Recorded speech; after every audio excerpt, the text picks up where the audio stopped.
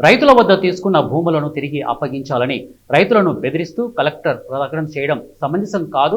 ఇక రైతులకు గిరిజనులకు అండగా సిపిఎం పోరాడుతోందని సిపిఎం జిల్లా కార్యదర్శి తమ్మినేని సూర్యనారాయణ అన్నారు. 2006లో జిందాల్ పరిశ్రమకు భూములు ఇచ్చిన రైతులను బెదిరిస్తూ చట్టం ప్రకారం పరిశ్రమ పెట్టకపోవడం వలన రైతులకు తిరిగి భూములు ఇవ్వాల్సింది పోయి జిల్లా కలెక్టర్ అంబేద్కర్ చేసిన బెదిరింపు ప్రకటన సమంజసం కాదని సిపిఎం జిల్లా కార్యదర్శి తమ్మినేని సూర్యనారాయణ అన్నారు.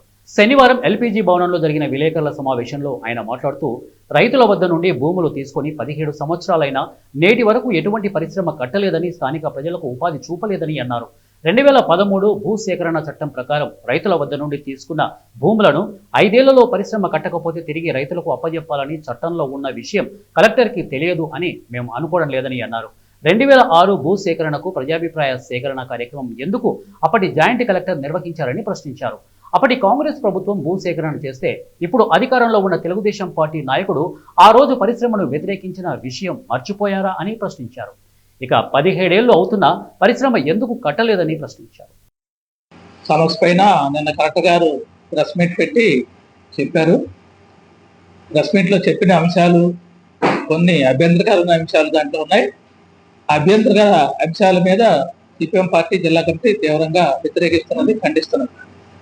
ముఖ్యంగా అక్కడేదో కొంతమంది కావాలని చేస్తున్నట్టు, రెచ్చగొడుతున్నట్టు, అలా రెచ్చగొడితే చట్టప్రకారంగా చర్యలు తీసుకుంటామని కూడా ఆయన హెచ్చరించారు.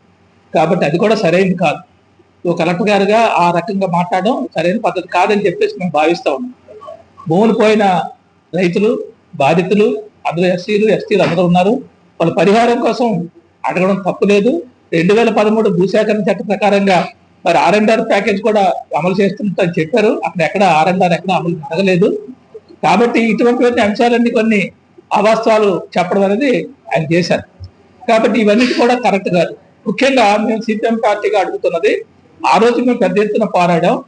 ఈ భూములు తీసుకుంటే ఇక్కడ ఉపాధి మీరు ఇవ్వలేరు, ఆ ఫ్యాక్టరీ కట్టలేరు, ఇది కేవలం రియల్ ఎస్టేట్ వ్యాపారానికి తప్ప దేనికి ఉపయోగపడదని చెప్పేసి ఆ రోజు మేము గ్రామాల్లో తిరిగి ప్రచారం చేసాం. మా రాష్ట్ర నాయకులు, ఆల్ ఇండియా నాయకులు కూడా పాల్గొన్నారు. ఆ సందర్భంగా మమ్మల్ని జైల్లో పెట్టారు, నిర్బంధించారు, అరెస్ట్ చేశారు, జైలుకి వెళ్ళాం. అప్పుడు తెలుగుదేశం ప్రభుత్వం ప్రతిపక్షంలో ఉంది.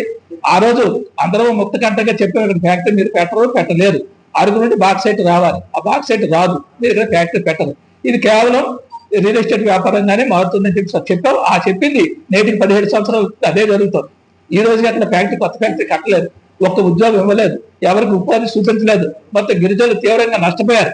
కాబట్టి ఈ రోజు మళ్ళీ MSME పార్కులు పెడతామని చెప్పేసి ప్రభుత్వం పెడుతుంది. దానికి కలెక్టర్ గారు అంటారు గతంలో ఏం జరిగిందో మాకు తెలియదు, గతంలో అయిపోయింది, అది ప్రభుత్వం వాడుకున్నారా లేదా, ఉపయోగించారా లేదా మాకు తెలియదు, కాబట్టి ఇప్పుడు మాత్రం MSME పార్కులు మేము ఇస్తాం, ఆ ప్రాంత అభివృద్ధి జరుగుతుందని చెప్తున్నారు. మరి గతంలో